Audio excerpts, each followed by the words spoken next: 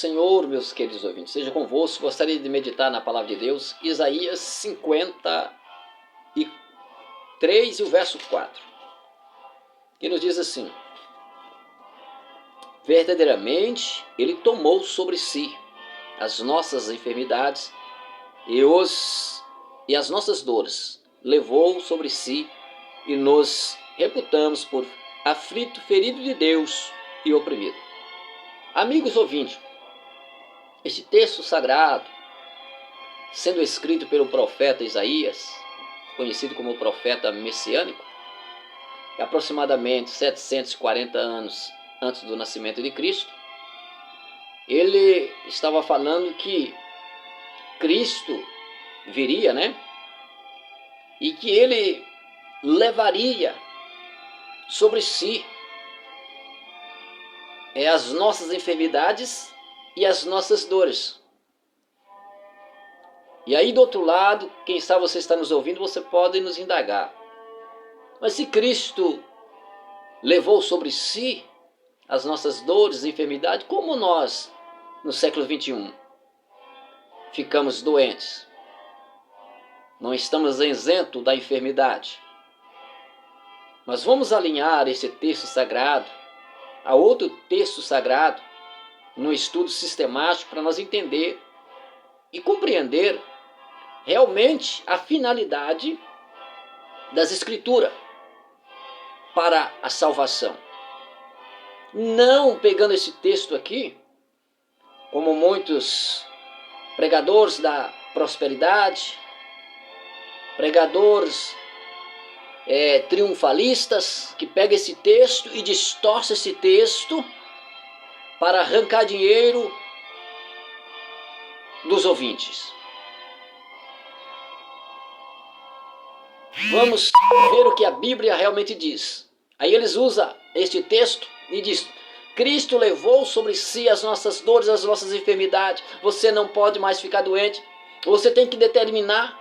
Você não pode ficar doente, você tem que determinar. Entendeu? E sendo que nossa vida está nas mãos de Cristo, de Deus. Se for da vontade de Deus curar, Ele cura. Se não for, também seja a vontade de Deus. Vamos para Mateus 8 e o verso 16 e 17. E diz assim: o verso 16 do capítulo 8 de Mateus nos dá a resposta do capítulo 53, o verso 4. Diz assim, verso 16, capítulo 8 de Mateus: e chegada a tarde, trouxeram muitos endemoniados, e ele, com a sua palavra, expulsou deles os espíritos e curou a todos os que estavam enfermos, para que se cumprisse o que foi dito pelo profeta Isaías, que diz: ele tomou sobre si as nossas enfermidades e o levou às nossas doenças. Então deu para entender que nós, alinhando este versículo 53 e o verso 4 de Isaías com Mateus 8, 16 e 17, nós vamos ter a interpretação do versículo 4 de Isaías do capítulo 53. Veja que a Bíblia diz que chegou a tarde. Ou seja, Jesus havia chegado na casa de Pedro, provavelmente pela manhã.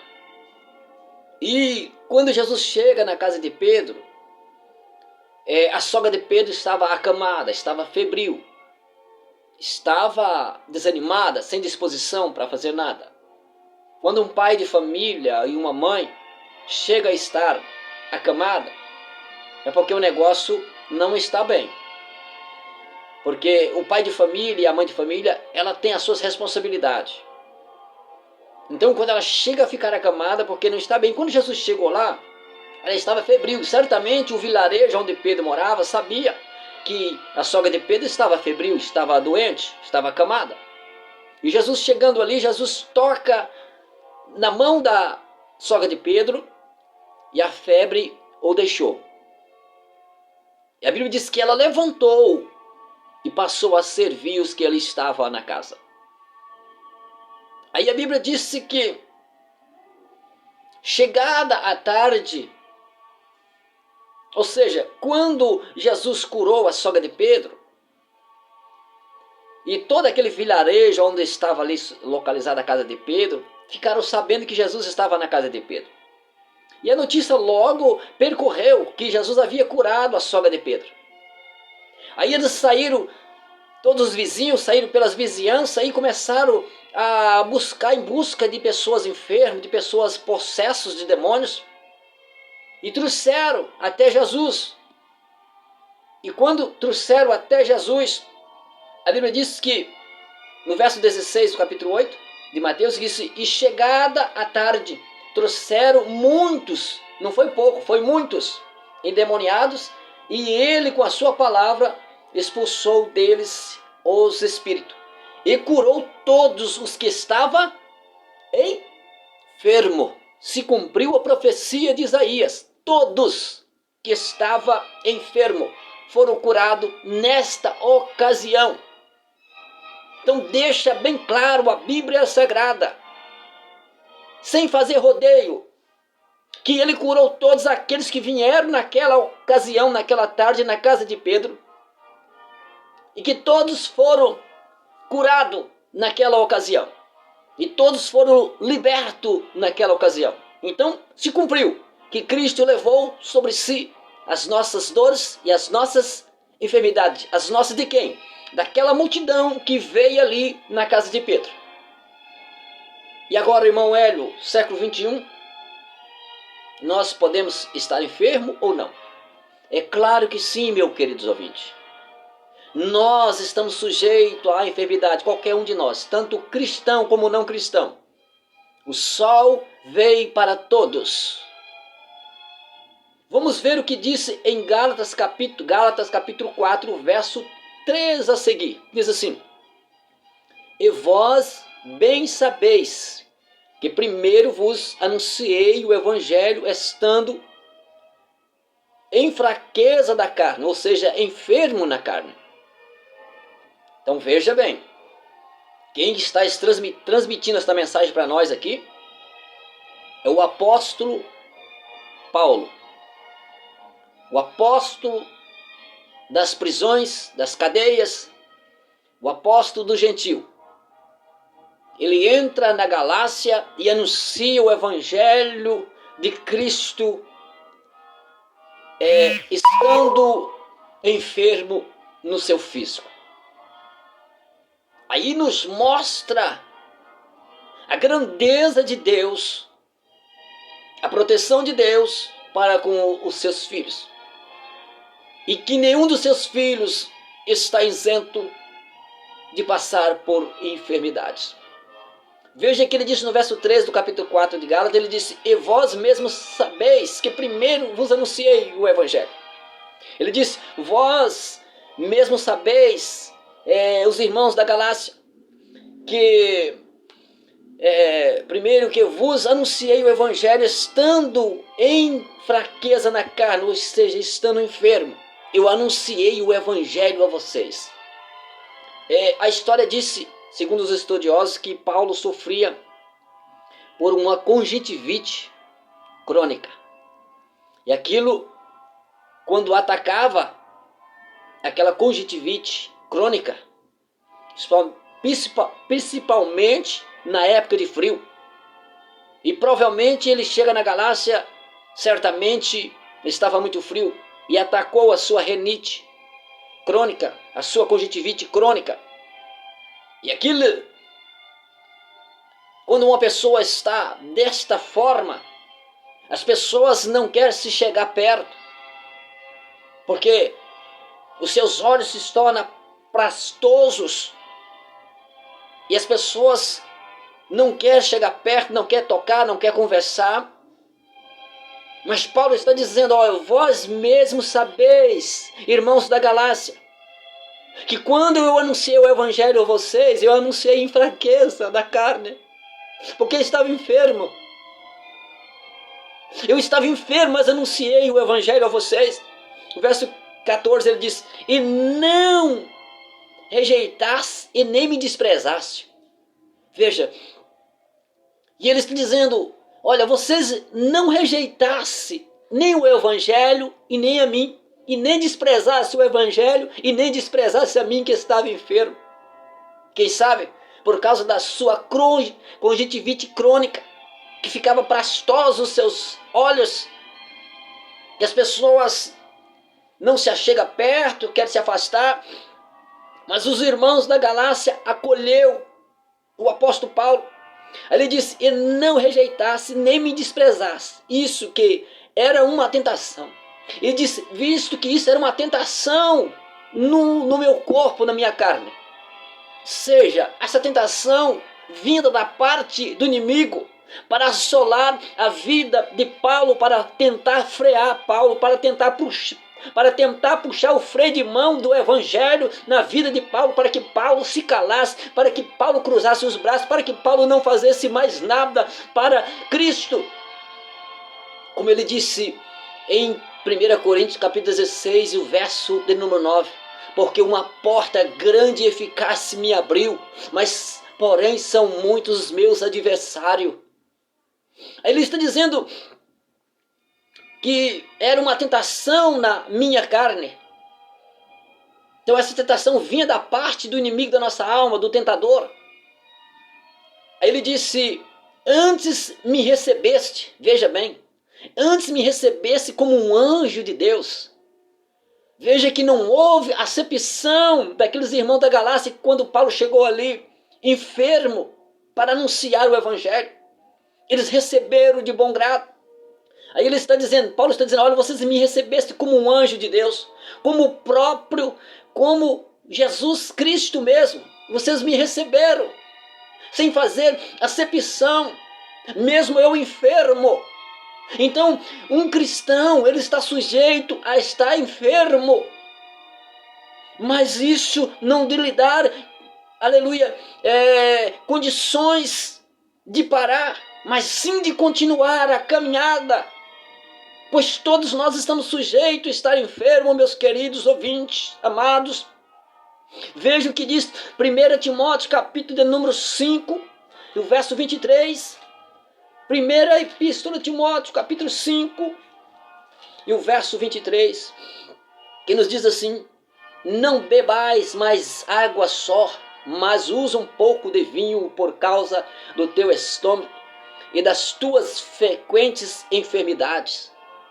Paulo, um discípulo de Cristo, que tinha autoridade, tinha poder nas mãos, virtude, poderia ter curado Timóteo desta enfermidade.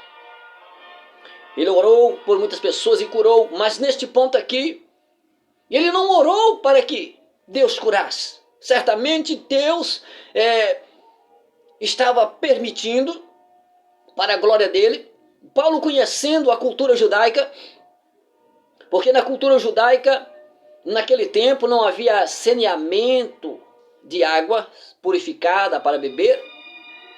Então a água que era colhida para o consumo, para beber, era armazenada em botijas, em vasos de barro.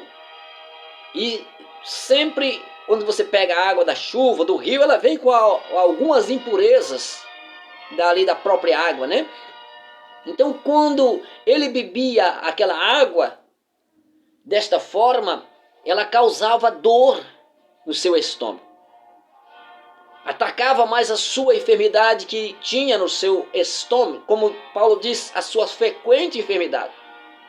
E no costume judaico, cultura judaica, era apto deles pegar a água para o consumo, para beber e tratar aquela água, purificar aquela água com um pouco de vinho. Eles colocavam ali uma dose de vinho dentro daquela botija e purificava aquela água para beber.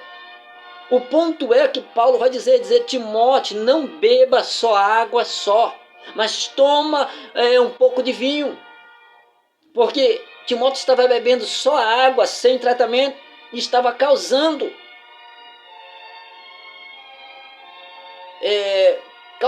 mais dor assim sobre aquela enfermidade que tinha sobre a vida dele. Aí Paulo diz, não beba só água, beba um pouco de vinho. Glória a Deus. Vamos para um outro texto, se não me foge da memória,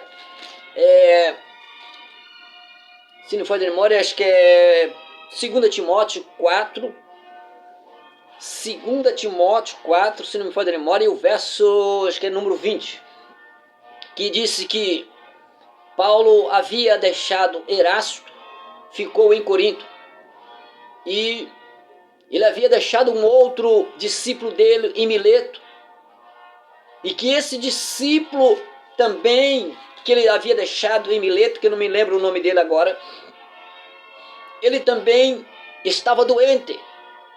Paulo tinha nas suas mãos a virtude de curar os enfermos. E por que Paulo não curou Timóteo e não curou os outros companheiros dele que apareceram com enfermidades?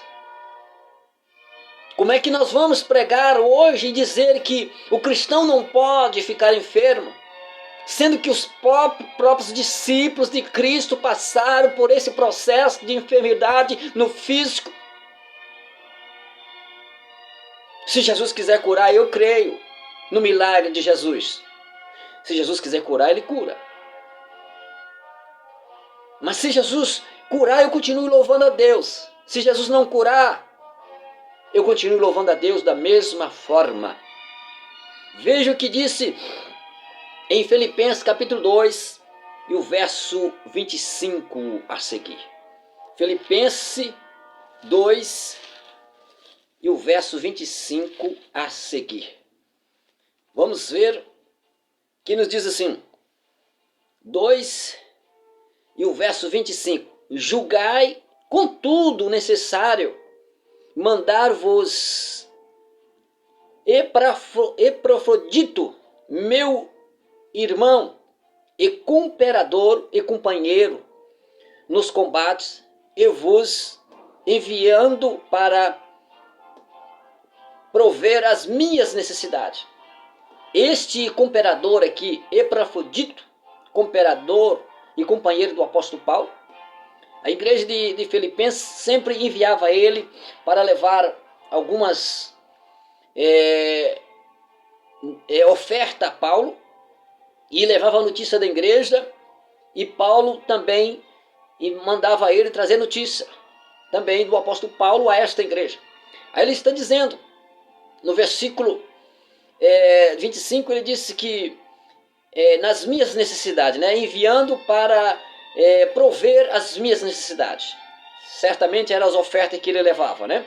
Verso 26. Portanto, tinha muita saudade de vós todos, e estavam muito angustiado de que tivesse ouvido que ele esteve doente. Ele quem? Epafrodito esteve doente, e era um cooperador do apóstolo Paulo na obra de Deus. E quando Paulo soube que ele estava enfermo, Paulo ficou chocado, porque ele era um soldado que estava no combate em prol do evangelho. Aí ele disse, no verso 26 da parte B, né? De que tivesse ouvido que ele estava doente. No verso 27, de fato esteve doente e quase à morte, mas Deus se apiedou dele, e não somente dele, mas também de mim, para que não tivesse tristeza sobre tristeza. Então Paulo está dizendo, Deus apiedou de Epafrodito, e não só dele, mas também de mim, para que não, aleluia, tivesse tristeza sobre tristeza. Epafrodito teve à beira da morte, à sombra da morte. Mas como diz a palavra do Senhor, ainda que eu andasse pelo vale da sombra da morte, não terei mal algum. É assim que o cristão tem que tomar a cruz e seguir a Jesus, ainda que morra através de uma enfermidade. Mas a enfermidade não vai separar você de Deus. Não vai separar a enfermidade para nós. A morte é um passaporte para nós estar na eternidade com Cristo. Por isso o cristão, ele não está isento das assolações, das enfermidades. Por isso, esta é uma palavra de conforto para você, quem sabe se encontra enfermo, meu amigo ouvinte. Eu te digo, tenha fé. Se Deus te curar, Deus continua sendo Deus. Se Deus não te curar, Deus continua sendo Deus. E eu continuo sendo dependente de Deus. O que precisa, meus amados ouvintes, é nós ter uma fé viva, genuína.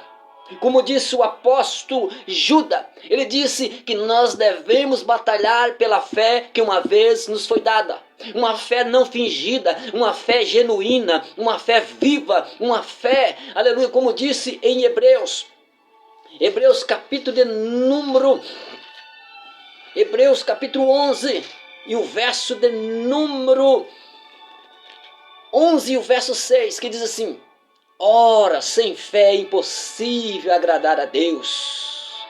Ora, sem fé é impossível agradar-lhe, porque é necessário que aquele que se aproxima de Deus crê que Ele existe e que Ele é galardoador dos que o buscam. Então, sem fé, esta fé fingida que esses pregadores estão aí para distorcer a palavra de Deus, para ganhar dinheiro com a palavra de Deus. Esta é uma fé fingida, que eles se vestem como ovelhas, mas são lobos devoradores, que não tem piedade da ovelha, que arranca toda a lã da ovelha, que arranca todo o leite da ovelha. Esses são os mercenários, que usa um texto como esse que nós estamos usando aqui nesta noite, e que distorce o texto para se enriquecer. Mas eu quero abrir os olhos daqueles que estiverem nos ouvindo. Acorda, meu irmão, acorda, igreja, vamos despertar. Deus está nos alertando nesta última hora. Vamos ler a Bíblia Sagrada como os crentes de Bereia. Atos capítulo 17, verso 11. A Bíblia diz que os crentes tessalônicos eram mais tardios para o raciocínio, para raciocinar. Mas os crentes de Bereia, quando os discípulos falavam, eles examinavam as escrituras, acompanhavam. O cristão, ele tem que acompanhar a pregação, ele tem que levar a Bíblia, ele tem que acompanhar através da Bíblia para ver se realmente a palavra está sendo pregada, se não está sendo pregado heresias. Meus queridos amados ouvintes desta palavra de Deus ao teu coração.